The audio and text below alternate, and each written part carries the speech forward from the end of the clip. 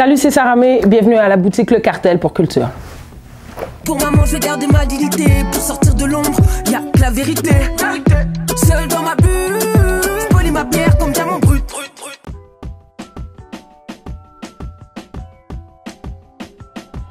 Oui, nouvel album l'année prochaine. Il y aura aussi du rap, tu sais, en fait, c'est vraiment, ça reste hybride. J'ai des titres vraiment rap. Il y en a qui sont plus afro. Ça va être, je pense, un équilibre des deux. Je pense que ça va être un album aussi un peu plus posé. L'énergie des Irréversibles est toujours quand même au max dans les rythmes. Puis même quand tu vois le show, c'est 45 minutes, ça arrête pas, ça arrête pas. Fait que je suis un petit peu plus posée aussi comme personne. Fait que je vais balancer tout ça dans le prochain album. On a fait du studio un peu. On est allé dans un chalet dernièrement avec Tom et Diego faire de la musique. Je te dirais que ça va être un album assez direct. Je pense que j'ai fait beaucoup de chansons, entre guillemets, spontanées sur Irréversible, c'est-à-dire je mettais le micro à côté de moi, j'enregistrais des top lines, après je faisais des phrases, j'y allais aux phrases par phrase, et là je me suis vraiment réassise pour écrire, donc j'ai pris le temps de travailler mes textes, de travailler ce que je voulais dire en fait, et je pense que ça va beaucoup paraître. Mon message va être beaucoup plus direct, je suis vraiment contente de la direction de tout ça, puis je sens une évolution aussi au niveau artistique, donc tu sais, quand t'es sur un vibe, puis tu sens que ça va bien, puis quelque chose s'est débloqué, c'est vraiment agréable. On va commencer à travailler la pochette,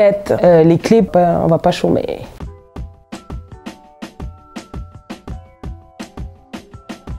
La vieillesse! Tu dis merde les gens comme ça à la caméra? Ça va. C'est bon, la trentaine, c'est vague. Ta jeune trentaine. La trentaine, en fait, tu sais, je pense que je me soucie un peu moins de ce que les gens pensent de moi. J'étais très self-conscious de ce que les gens voulaient que je sois, de comment les gens voulaient que je sonne, de ce que les gens voulaient que je fasse. Ça m'a beaucoup bloqué, en fait, personnellement, dans ma vie personnelle, dans ma musique. Je me suis mis beaucoup de barrières, puis je pense que juste le fait de prendre un petit peu plus de maturité fait que j'ai plus confiance en moi, puis je sais plus ce que je veux aussi. En fait, je sais ce que je veux pas. Dès qu'on m'approche avec des trucs, je sais quand dire non. C'est un gros changement pour moi.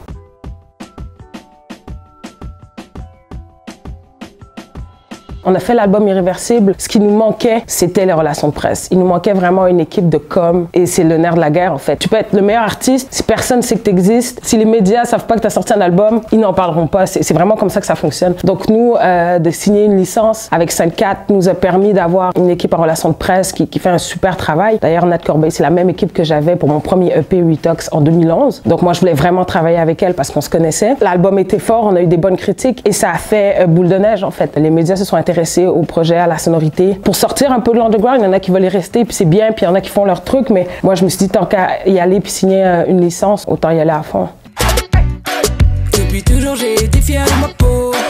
Même si plus jeune, je me comparais aux autres. Ouais, en fait, l'engagement, c'est venu, je te dirais, vraiment avec cette année. J'ai toujours voulu faire quelque chose, vraiment avec la pandémie, tout ce qui s'est passé, je pense qu'il y a une conscience sociale commune qui s'est réveillée. Je pense que tout le monde a fait, il se passe ci, il se passe ça. Donc, Woodstock, ils m'ont approché, j'ai travaillé un petit peu avec eux. On a fait de la distribution de masques. On avait fait un petit showcase avec eux cet été. Il y avait même Loud, il y avait Mariam Sassi, Aisha Frank était là aussi, fait que ça, c'était cool. Et Will Prosper a eu l'idée de faire le clip aussi Tout recommencer, qui vient de sortir. Ensemble, on est de la force, 6 pieds, c'est la distance.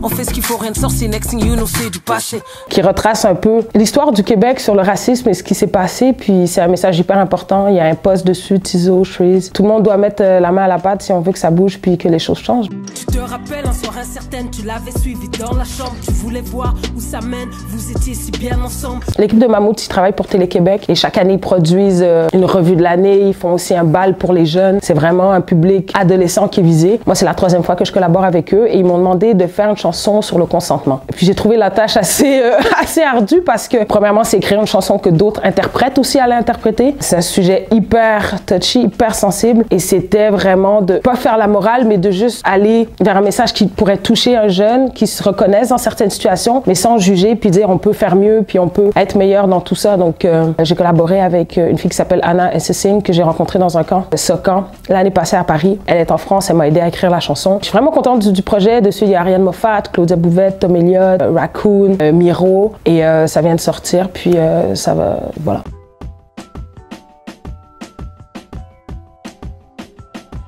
Je je pense que c'est parce que les gens me voient. Fait que là, c'est comme ça, mais on va lui dire de faire ci et ça. Tu sais, il faut porter ça après quand même. Faut en faire la promo, puis faut être juste et vrai par rapport à mes propres valeurs, puis par rapport à la situation. Donc, c'est des challenges. Sérieusement, moi, j'ai dit oui parce que je trouvais que c'était une belle opportunité, mais après ça, j'ai flippé parce que c'est une tâche quand même énorme à faire, à bien faire, en fait. J'ai vécu, oui, la discrimination. J'ai vécu du racisme. On a vécu des épisodes pas très chouettes, mais ça ne reflète pas tout le monde. Je suis là, c'est mon avis sur tout ce qui touche le racisme ou des choses comme ça. Puis je te dirais que quand il y a eu l'homophobie aussi, en fait. Ouais, exactement, l'homophobie aussi. Puis quand il y a eu Black Lives Matter, tous les journalistes ou presse m'ont appelé. Et quand il s'est passé le meurtre de George Floyd, j'ai eu plein d'appels. Et à un moment, je trouve c'était trop. Moi, à cette période-là, je m'étais déconnectée des réseaux sociaux pendant quelques jours. Je savais même pas ce qui est arrivé à George Floyd. C'est le lendemain des événements que je l'ai su. Oui, c'est lourd parce que tout le monde est touché par le racisme. Tout le monde a un avis, tout le monde a une expérience personnelle. Et même au sein de la propre communauté, les avis sont divergents. Moi, je parle pour moi, je suis pas porte-parole. Si les gens se retrouvent dans ce que je dis, tant mieux. Puis je suis pas là pour faire du politically correct. Je dis ce que je pense. Puis après, je pense qu'il y a certains sujets où des gens sont plus compétents que moi. Je suis pas là pour répondre à tous les débats puis à parler de tous les sujets. Quand je sens que c'est trop, puis que quelqu'un d'autre pourrait être à ma place, moi, je me tais.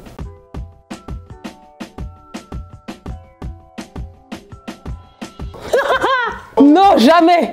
Je ferai jamais de politique. J'aime communiquer, fait que j'aime faire de la radio, j'aime faire des émissions. J'ai eu ce petit intérêt-là pour la radio. J'avais fait quelques petites émissions avec Philippe Fémiou, puis j'avais demandé une fois, est-ce que je peux faire des chroniques pour toi? Puis il m'avait donné une gig pour le temps des fêtes. Pénélope McQuaid aussi, j'avais fait. Fait que c'est quelque chose que je trouve intéressant. C'est le fun de faire du direct de la radio, parler du sujet, mais je ferai jamais de politique. Non.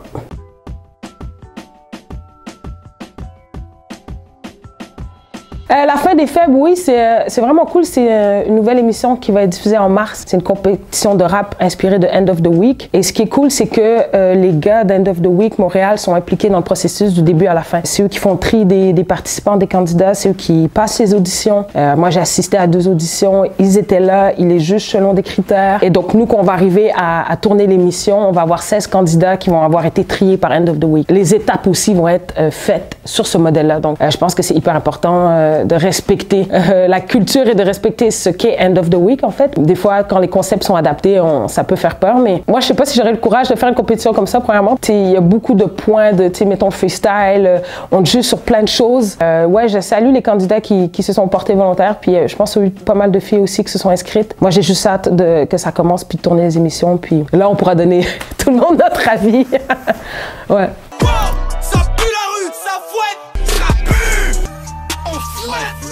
J'ai vu, c'est qui a posté ça? C'est toi qui a fait une story? On m'a envoyé ça. Ah, c'est Sharaf, je pense, qui a posté. Sharaf, ouais.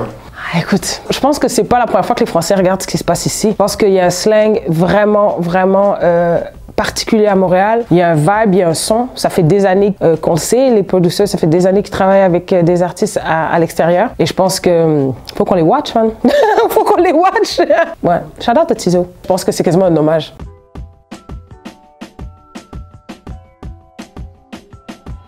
La scène de rap ici, c'est énormément structuré dans les 10 dernières années. On a vu naître des labels entièrement, quasiment, de rap. Structuré aussi au niveau des relations de presse, les équipes de clips. Je pense que tout a évolué un peu en même temps. Et le fait que ça s'ouvre au niveau médiatique, que les talk shows maintenant, les émissions de variété, les émissions quotidiennes invitent des rappeurs. J'ai jamais vu autant de rappeurs à TVA. C'est beaucoup parce qu'avant, c'était pas ça. Et avant, c'était pas il y a 20 ans, là. C'était il y a 10 ans, en fait, c'était très timide. Moi, avant, j'avais cette ambition de réussir en France. C'était mon ambition première. Même si je vivais ici, j'avais plus d'appels là-bas. J'avais à un moment du management là-bas. Mais quand j'ai su ce que je voulais faire, j'ai compris que j'avais plus besoin de traverser l'océan pour faire ma musique. Et il y a plusieurs choses qu'on développe en même temps. Ce que je fais, je le fais pas au hasard. C'est des choses qu'on a planifiées depuis 3 ans, depuis que je travaille avec ma gérante Léonie. C'est des choses qu'on voulait faire et c'est des choses qui se réalisent, en fait. C'est que du travail, tout ça. Puis maintenant, il faut que ceux qui remplissent des salles puis qui streament, même s'ils sont plus street, il faut qu'on les voit plus.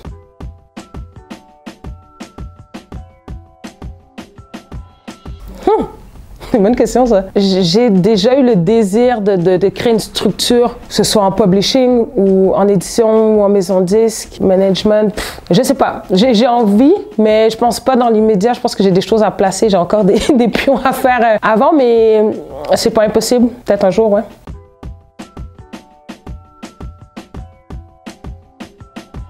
Irréversible a commencé tranquillement parce qu'à cette période-là, on était à peu près en 2017. J'ai commencé à faire vraiment du studio toute seule, donc sans Tom, sans mon ingénieur de son, parce que je voulais vraiment explorer des trucs, puis je voulais vraiment faire débloquer des difficultés que je pense que j'avais dans certains domaines. Je voulais travailler mon flow, je voulais travailler l'écriture, sans toujours avoir quelqu'un qui te reprend. Donc j'ai vraiment commencé à faire du studio à fond.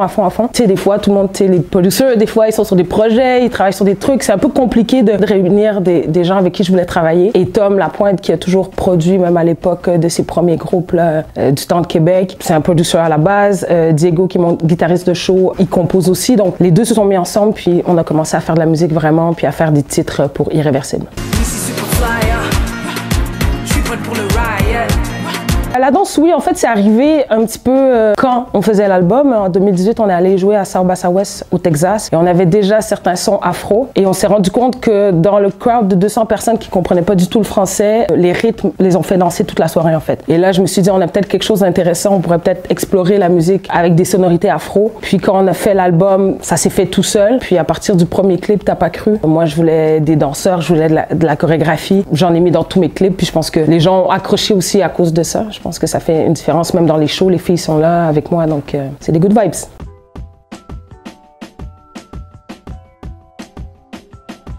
Il y a une fille qui s'appelle Stéphanie Germain, qui est animatrice pour Woodstock et qui fait vraiment des choses incroyables. J'ai jamais vu une fille aussi proactive. On a fait le clip Ma Peau, elle est venue en renfort sur le clip Ma Peau. Ils font de la distribution de masse, elle lead dans plein de projets. Il y a Will Prosper qui a fait Woodstock, mais elle est vraiment incroyable. Sur le clip de Tout recommencer, elle était sur tous les postes en même temps. C'est une fille qui a vraiment de la drive, puis quand elle m'appelle, je fais des choses avec elle, puis avec Woodstock, puis je la trouve super. Il y a plein de filles sur Instagram, la grosse qui fait des vidéos, Naïla, toutes ces filles-là qui ont un messages qui sont pertinentes, qui m'ont ouvert les yeux sur plein de choses. Il y a plein de filles qui m'inspirent, puis c'est pas forcément des superstars. Je pense qu'il y a des gens très proches de nous qui font la différence, donc ouais.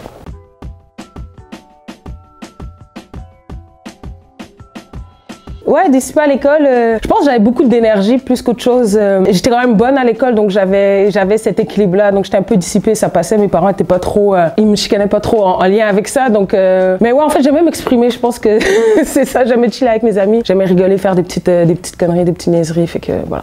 Moi, je n'ai que ma famille, pas d'amis dans cette chaîne de vie, des ennuis, des ennemis, et cette mélodie.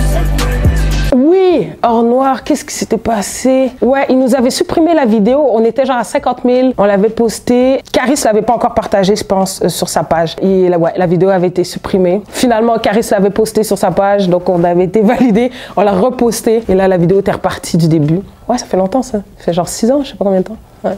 T'as slide dans les DM de Caris ou pas? Non, wouh, je slide pas dans les DM. Merci.